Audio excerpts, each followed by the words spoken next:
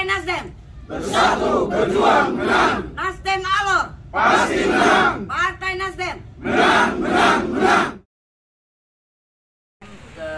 Khusus untuk 3 provinsi NTT, NTB, Bali, dan saya keliling ini menjadi safari saya. Jadi saya di NTT sendiri sudah keliling dari semua kabupaten yang ada, sisa masih ada Sabu, Alor, sama Lembata. Jadi masih sisa 3, yang lain saya sudah kelilingi. Hari ini saya tiba di Alor, memang khusus acara, beberapa acara. Satu adalah karena saya anggota DPR RI, tadi saya pagi ada acara BIMTEK dengan Kementerian KKP, lalu ada KSMK Negeri 1, dan juga melihat langsung yang aspirasi saya tentang biovlog tersebut yang untuk khusus Kabupaten Alor.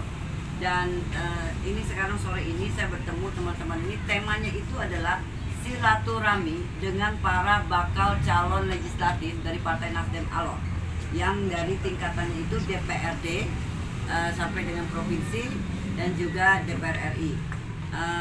Kenapa saya ada silaturahmi tersebut? Karena ada pepatah bilang bahwa tak kenal maka tak sayang.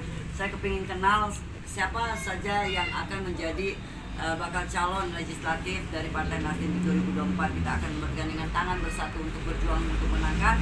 Tapi saya mau mengenal mereka. Jadi hari ini adalah lebih silaturahmi kepada bakal calon legislatif. Dan untuk targetnya, pasti akan ditanya target. Target untuk kami dari DPP mendapatkan untuk DPR RI Nusa Tenggara Timur itu adalah 4 kursi, karena periode pertama itu 2 kursi, periode keduanya Nasdem itu 3 kursi, otomatis tangga itu naik. Periode ketiga sekarang itu adalah 4 kursi, yang mana 2 dari dapil 1, 2 dapil 2 itu minimalnya. Jadi 4 kursi DPR RI. Khusus untuk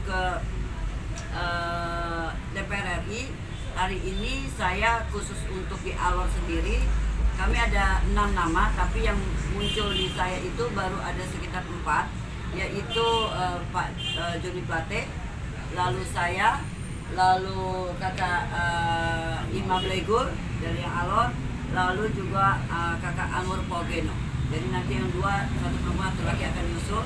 Khusus untuk DPRD Provinsi, yang sekarang ini DPRD Provinsi, periode pertama kita itu adalah 1 orang, periode keduanya kita 1 orang, otomatis sekarang periode ketiga di kepemimpinan saya kasih target itu adalah di dapil 6 ini harus minimal 2, jadi 2 sampai 3 semestinya, karena dari Flores Timur, Lembata dengan Alor, karena kami akan wajib untuk menyumbangsi suara provinsi itu untuk kepentingan bahwa kita tahu bahwa Partai Nasdem telah mengusung di 2018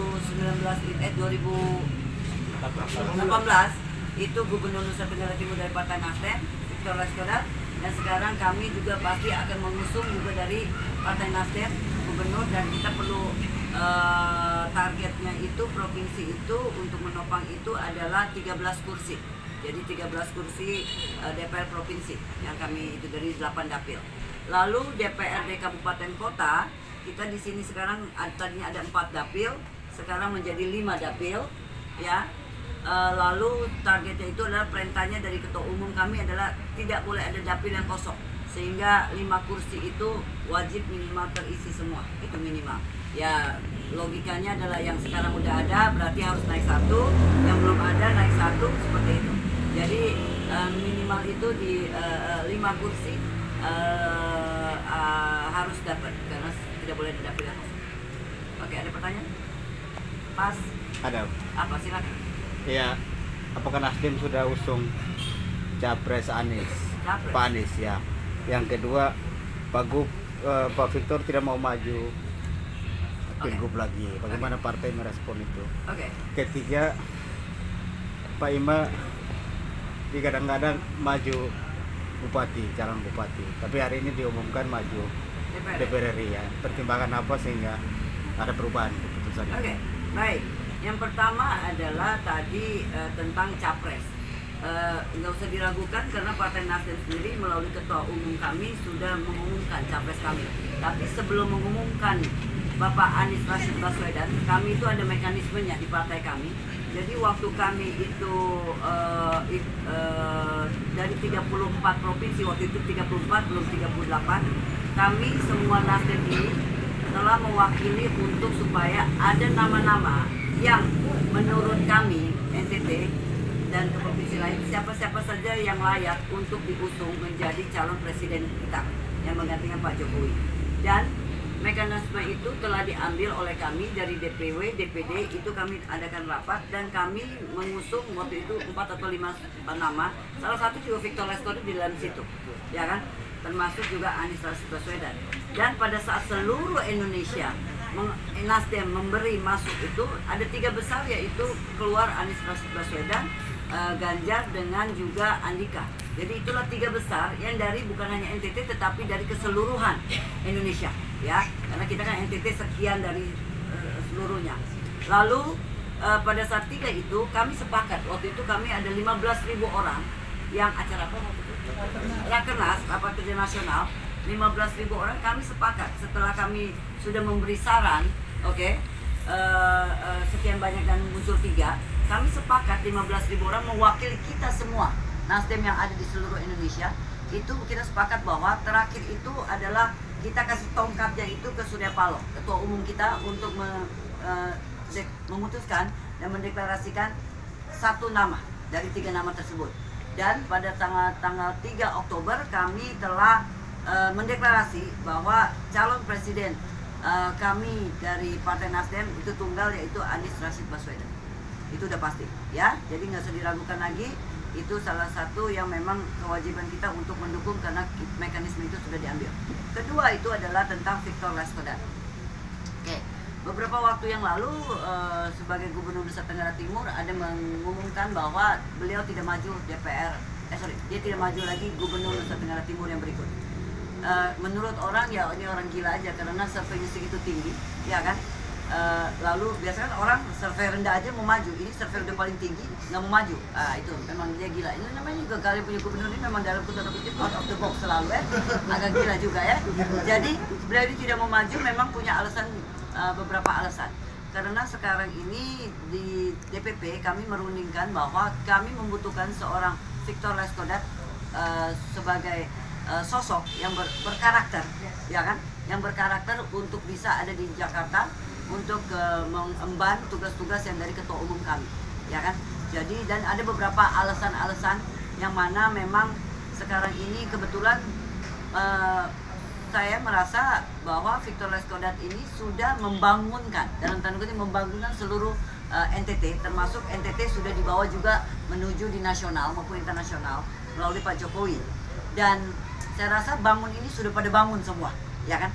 Memang hal-hal banyak masih seperti perintilan-perintilan yang namanya juga kalau udah bangun tidur itu kan masih ada sikat giginya mesti dikasih, odolnya, segala macam cara sikat gigi, bla bla blanya masih banyak. Tetapi saya rasa bahwa Victor Laiskodat secara fisik mungkin beliau tidak mendampingi kita secara fisik di sini, karena kalau cuma perintilan nggak usah Victor lagi, ya. Kita bisa ngatur untuk supaya detailkan karena udah dibangunkan semua. Tapi Victor Laiskodat adalah beliau tempat strategis sekali jika beliau ini ada di pusat untuk bisa membawa lebih banyak lagi program-program yang ini, karena kebijakan-kebijakan itu rata-rata semuanya itu adalah dari pusat, sehingga beliau ini dia secara fisik meninggalkan kita, tetapi secara hati dia tidak akan meninggalkan Nusa Tenggara Timur. Dia akan pakai strategi lain untuk membawa mengangkat Nusa Tenggara Timur lebih dari yang sekarang lagi. Yang ketiga, isu terakhir itu adalah kita punya kakak Imam Blegur. Kita tahu persis bahwa digadang-gadang, boleh saja semua orang gadang-gadang, bukan tergadang-gadang juga sih.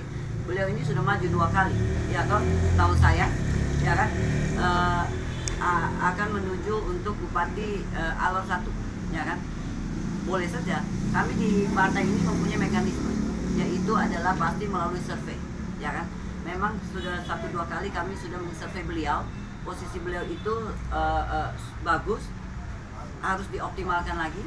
Tetapi sekarang ini perintah dari kami, karena mengingat pilkada itu, ya kan, acuan pilkada kita bisa mengusung beliau atau tidak, tiketnya ada di mana? Tiketnya itu ada di bulan Februari, yaitu legislatif DPRD Kabupaten Alor, ya kan.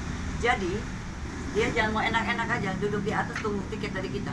Ikut sama-sama bekerja dulu, cari kita 2 tiket, baru kita sama-sama untuk itu, dan kita akan survei. Jadi otomatis semua wajib untuk calon. Kalau saya, semestinya logikanya kan saya dapil juga dapil sini, ya kan? Kalau saya takut nggak duduk, saya pasti nggak kasih kakak Ima toh, iya toh? Karena saya nggak mau dia enak-enak tidur saja, ya kan? Kerja sama-sama sudah, supaya kita mendapatkan tiket tersebut. Kalau sudah ada tiket, ya kan? Kalau udah ada tiketnya mau ngomong apa lebih gampang, ya kan? Tapi bagaimana mencari tiketnya? Mari sama-sama kita tagline kita yang tadi, bersatu berjuang untuk menang. Oke? Soal pengganti calon Pagub nanti, apakah nanti ibu yang pertanyaan maju? yang sangat logika banget, karena saya juga Laiskodat, ya kan? Karena saya tahu persis bahwa sedih sekali kalau Pak Gubernur itu punya program-program tidak diteruskan mulai dari nol lagi, betul? Setuju. Tapi saya ini merasa bahwa terlalu dini untuk saya bicara, ya kan? Karena tadi saya bilang, jangan ngajak saya nonton tapi nggak punya tiket. Kasih dulu tiket ya, baru kita nonton sama-sama. Oke? Seperti itu. Jadi kasih dulu tiketnya di bulan Februari. Siap. Ya? Baik, ada lagi? Kader dong siap ya? Hah? Ya siap. Siap ya? Siap, itu aja Bu. Siap. Terima kasih. Baik, terima kasih.